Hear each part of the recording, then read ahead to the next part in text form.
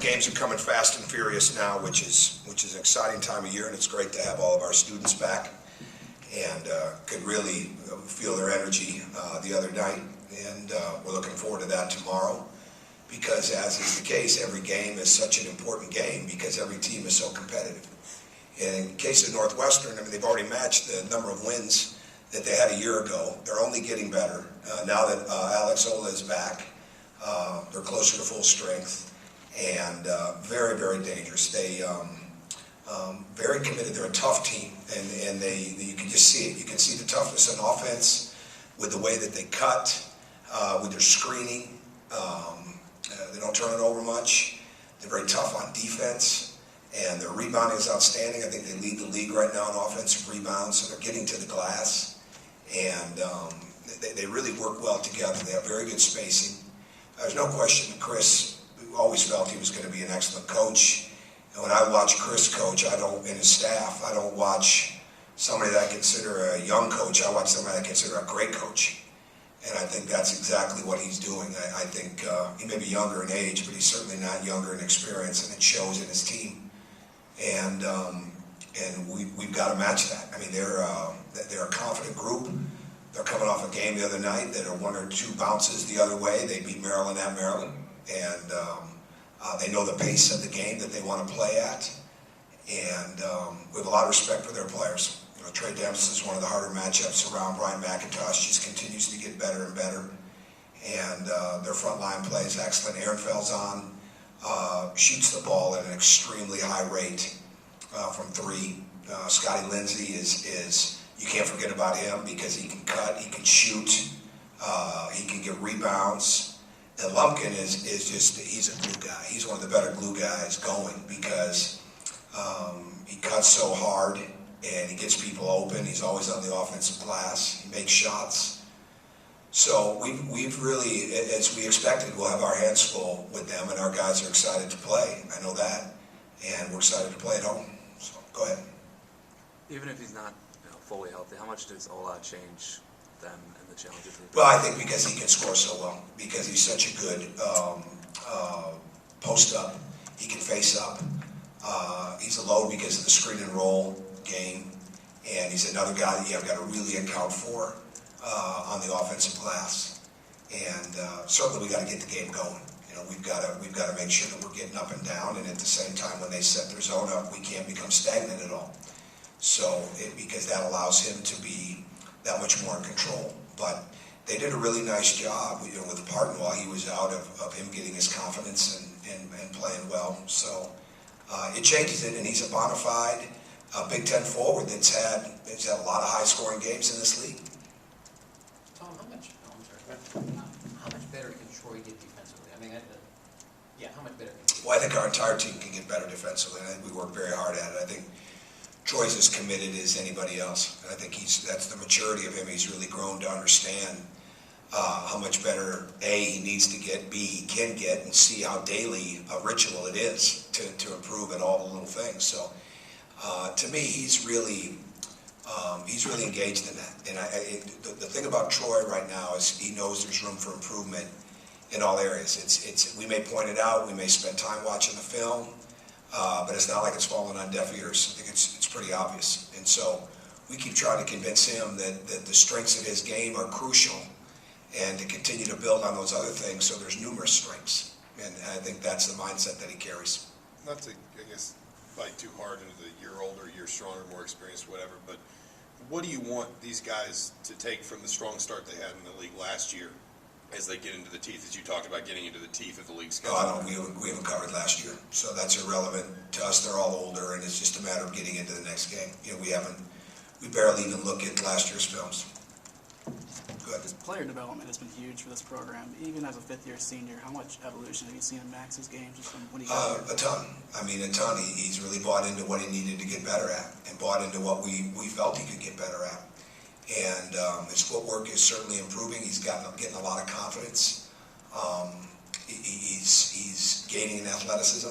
We saw that in the summer. His vertical jump went up 5 inches. I know I've said that numerous times in the past, but vertical jump went up 5 inches in the summertime. I mean, that's pretty extraordinary for anybody, let alone somebody 22, 23 years of age.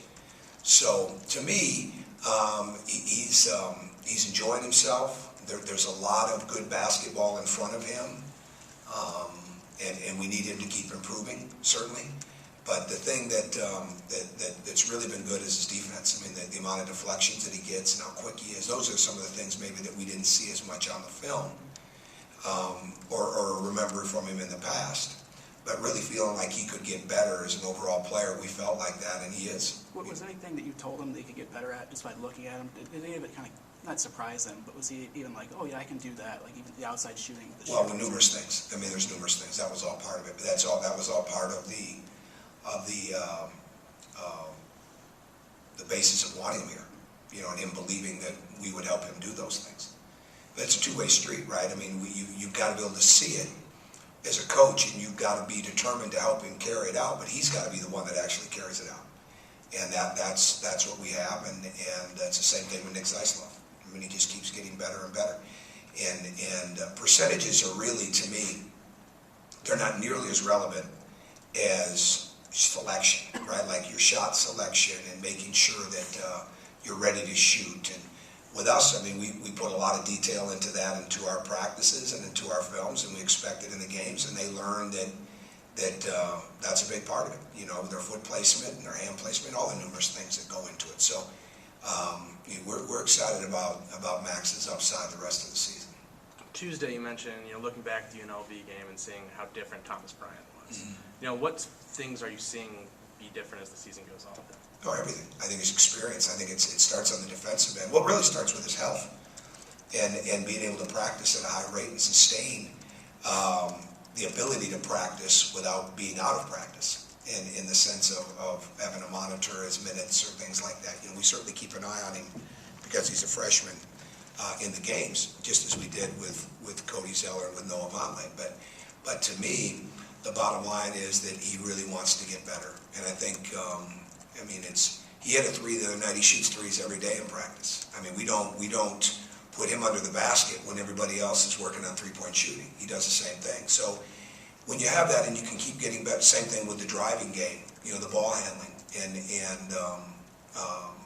whether it's open court, whether it's on a catch and go, shot fake, whatever it is. I mean, we want to work on those things constantly. Well, he's also defensively numerous times has to guard guards in practice. We do a 4-on-4 action where we go our forwards against our guards, and he'll have to get down and guard Yogi Ferrell or get down and guard Robert Johnson, and they in turn have got to turn around and guard him on the perimeter, and it really it helps him gain confidence. And so there's still a lot of upside for him to get better in all those areas this year, especially as he continues to get stronger, and he is getting stronger during the year. That's one area that we're doing a really good job of. I give Lionel Anderson and Stephen Houston a lot of credit on the way they're continuing to get the guys stronger during the season, and I think he's doing that. So Thomas will get a lot better.